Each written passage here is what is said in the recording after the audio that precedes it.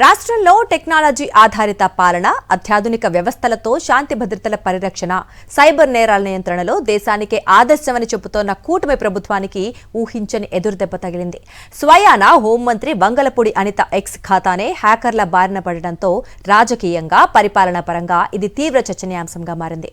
Social మీడియాపై task force ఏర్పాటు చేస్తున్నామని ప్రకటిస్తోన్న ప్రభుత్వం అసలు పెరుగుతోన్న సైబర్ నేరాలను అరికట్టడంలో ఎంతవరకు విజయవంతమైంది అనే ప్రశ్నలు వినిపిస్తున్నాయి.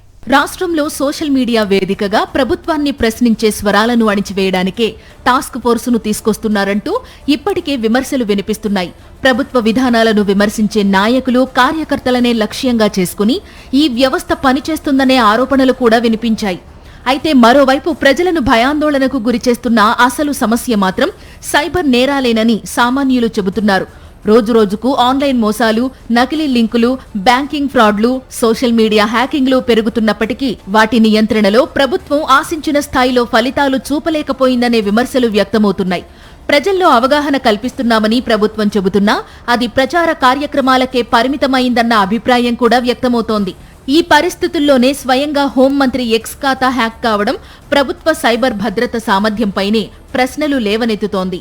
హోంమంత్రి వంగలపూడి అనిత అధికారిక ఎక్స్ ఖాతా నుంచి అనధికారిక పోస్టులు వెలువడుతున్నట్లు గుర్తించిన అధికారులు వెంటనే అప్రమత్తమయ్యారు. ఆ ఖాతాలో వస్తున్న పోస్టులను అధికారిక సమాచారంగా పరిగణించవద్దని ప్రజలకు విజ్ఞప్తి చేశారు. సైబర్ క్రైమ్ ఐజీ రవికృష్ణతో హోంమంత్రి మాట్లాడగా అనంతరం అనకాపల్లి పోలీసులకు ఫిర్యాదు చేశారు. ఖాతాను తిరిగి రికవరీ చేసేందుకు సాంకేతిక చర్యలు ప్రారంభించినట్లు అధికారులు వెల్లడించారు. అయితే ఈ ఘటనకు 2 రోజుల ముందే రాష్ట్రంలోని ఐపీఎస్ అధికారులతో ప్రభుత్వం సైబర్ భద్రత, టెక్నాలజీ వినియోగంపై భారీ సదస్సు నిర్వహించింది. ఆంధ్రప్రదేశ్ పోలీసులు సైబర్ నేరాల నియంత్రణలో అత్యుత్తమంగా పనిచేస్తున్నారని ప్రభుత్వం ప్రశంసలు కురిపించింది. కానీ ఆ కార్యక్రమం జరిగిన 2 రోజులకే హోంమంత్రి ఖాతా హ్యాక్ కావడం ఇప్పుడు రాజకీయ విమర్శలకు కారణమవుతోంది.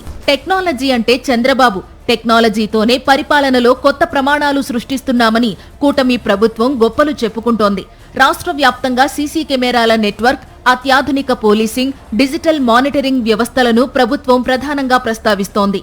అయితే మరోవైపు పోలీస్ స్టేషన్లలోనే సీసీ కెమెరా దృశ్యాలు మాయమవుతున్న ఘటనలు వెలుగులోకి రావడం, సైబర్ నేరాలు మాత్రం తగ్గకపోవడం ప్రభుత్వ వాదనలపై సందేహాలకు తావిస్తోంది.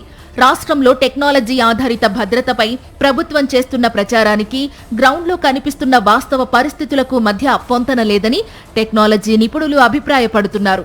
సైబర్ మోసాలకు గురైన ప్రజలు పోలీస్ స్టేషన్ల చుట్టూ తిరుగుతున్న పరిస్థితి రోజురోజుకు పెరిగిపోతోంది. స్థానిక పోలీస్ స్టేషన్కు వెళితే సైబర్ క్రైమ్కు వెళ్లమని, సైబర్ క్రైమ్ కార్యాలయానికి వెళితే స్థానిక పోలీసుల వద్ద కేసు నమోదు చేయాలని సూచిస్తున్నారని పలువురు వాపోతున్నారు. కొన్ని సందర్భాల్లో భారీ మొత్తాలు పోయినప్పుడే కేసులు నమోదు చేస్తున్నారనే ఆరోపణలు కూడా వినిపిస్తున్నాయి. ఇలాంటి పరిస్థితుల్లో సాధారణ ప్రజల సమస్యల పరిష్కారమే ఆలస్యమవుతుంటే స్వయంగా హోంమంత్రి ఖాతా రికవరీకే రోజుల తరబడి సమయం పడుతోందని సోషల్ మీడియాలో నెటిజన్లు వ్యాఖ్యానిస్తున్నారు.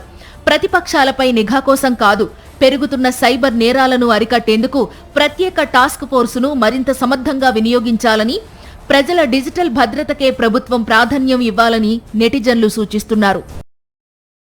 మరిన్ని అప్డేట్స్ కోసం ఛానల్ను సబ్స్క్రైబ్ చేయండి. నోటిఫికేషన్స్ కోసం బెల్ ఐకాన్ పై క్లిక్ చేయండి.